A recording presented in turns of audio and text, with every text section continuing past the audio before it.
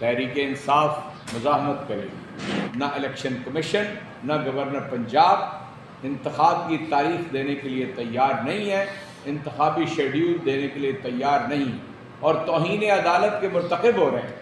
आज वक्त गुजर चुका है, यानी कल का दिन आखिरी दिन था, आज वक्त गुजर चुका है। मैं आपसे अर्ज़ कर रहा हूँ 59 रोज़ बाकी रह गए हैं और अभी भी यहाँ मीटिंग वहाँ मीटिंग।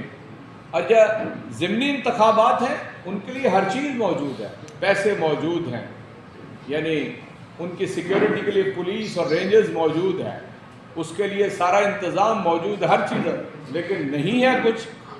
तो आइन के तहत तहलील शुदा असम्बलियों के इंतखाबात, उसके लिए कुछ नहीं है, न पैसे हैं, न पुलिस अवेलेबल है, न इंतज़ामिया अवेलेबल है।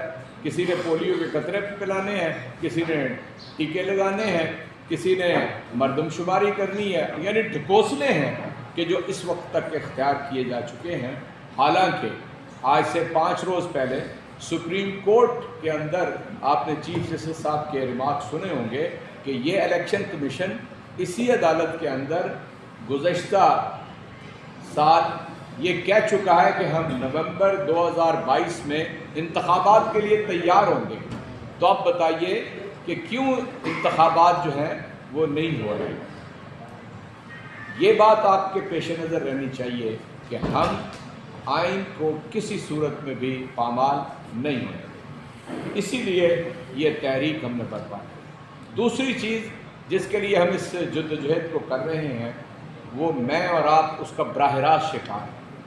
आम आदमी, गरीब आदमी, मुतवसत तबका और जो निचला मुतवसत तबका, ये सारे तबका जिससे मेरा भी ताल्लुक़ है, मुझे पता चलता है कि 10 माह के अंदर अंदर आमदनी में तो कोई इजाफ़ा नहीं हुआ, लेकिन अखराजात के अंदर इजाफ़ा हो गया।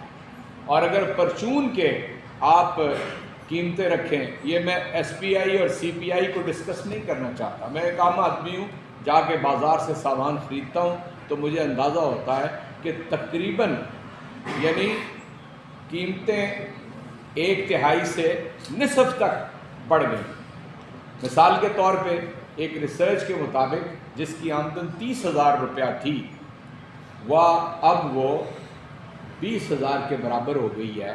इतनी अशिया वो बाज़ार से ख़रीद सकता है। चुनांचे इससे अंदाज़ा लगा लें कि 1/3 उसके पास अब रकम नहीं है अपनी ज़रूरियात ज़िंदगी पूरा करने के लिए।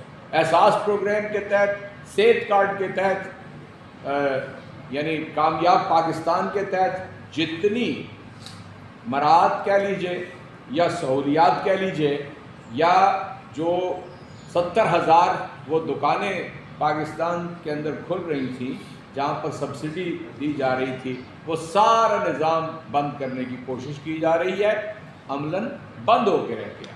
और ये आज की कैफियत है। लेकिन आज भी मैं आपको ये बता दूं, मीडिया के ऊपर हर चीज़ वाज़ेह है कि अगर 170 या 180 अरब रुपए के मज़ीद टैक्सेस लगने जा रहे हैं, तो फिर बताएं कि इस कौम की आवाज़ कौन है।